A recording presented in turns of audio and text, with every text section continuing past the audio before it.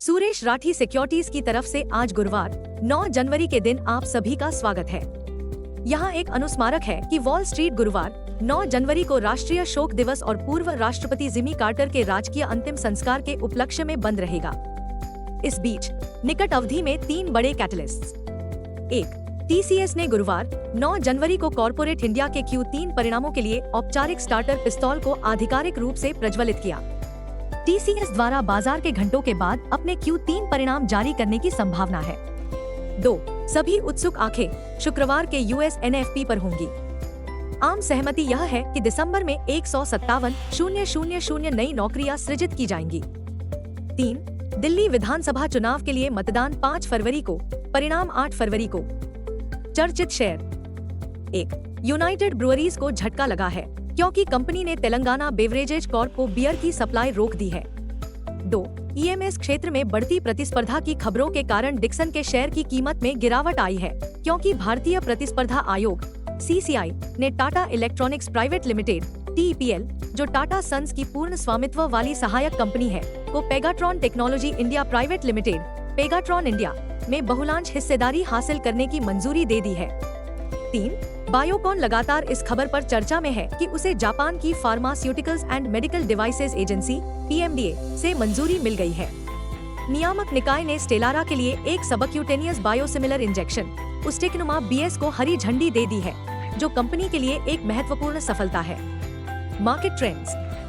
वैश्विक संकेत नकारात्मक हैं। कल के नकारात्मक सत्र में FII 3,362 करोड़ रुपए के शुद्ध विक्रेता रहे, जबकि DII ने 2,716 करोड़ रुपए के शेयर खरीदे। आज के कारोबार में भावनाएं जोखिम भरी रहने की संभावना है। दिन के लिए मार्केट ब्रेथ न्यूट्रल रहने की संभावना है।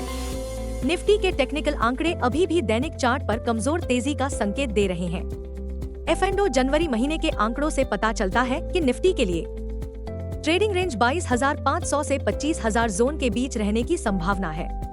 इंडिया VIX दर सूचकांक 14.46 के स्तर पर मंडरा रहा है। निफ्टी PCR 30 जनवरी 1.15 के स्तर पर है। बैंक निफ्टी PCR 29 जनवरी 0.68 पर है। Nifty outlook. निफ्टी में उतार चढ़ाव हो सकता है और नकारात्मक पूर्वाग्रह के साथ अस्थिर कारोबार हो सकता है। निफ्टी और बैंक निफ्टी के बारे में तकनीकी जानकारी हमें क्या बताती है? Nifty CMP 23,689। निफ्टी पर सबसे बड़ा सपोर्ट केवल 23,460 अंक पर है। इमीडिएट हर्डल केवल 23,851 अंक पर है। दिन के लिए रेंज 23,500 और 23,800 के बीच रहने की संभावना है। दिन के लिए आउटलुक न्यूट्रल है। Bank Nifty CMP 49,835। Bank Nifty का सबसे बड़ा सपोर्ट अब केवल 49,201 अंक पर देखा जा सकता है। बैंक निफ्टी का सबसे बड़ा रेजिस्टेंस अब 50,900 अंक पर बंद हुआ है। बैंक निफ्टी की दिन की रेंज 49,000 और 50,500 के बीच रहने की संभावना है। दिन के लिए आउटलुक नेगेटिव है। इस गुरुवार की सुबह कोई बड़ी खबर नहीं है जो बेंचमार्क निफ्टी को काफी नीचे ले जा सके। हालांकि कोई नया सकारात्मक उत्प्रेरक भी नहीं है जो वास्तव में शेयरों को ऊपर उठा सके। कल के कारोबार में निफ्टी ने एक मजबूत सकारात्मक नोट पर शुरुआत की और सकारात्मक बात यह थी कि पूरे कारोबारी सत्र में उत्साह बना रहा।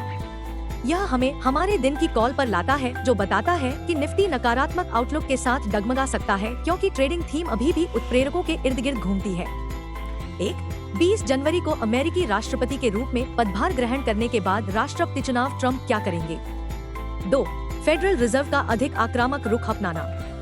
बाजार का अनुमान है कि फेड लगातार इन्फ्लेशन और एक मजबूत श्रम बाजार के कारण 2025 की अपनी दर में कटौती को 50 आधार अंकों तक कम कर देगा।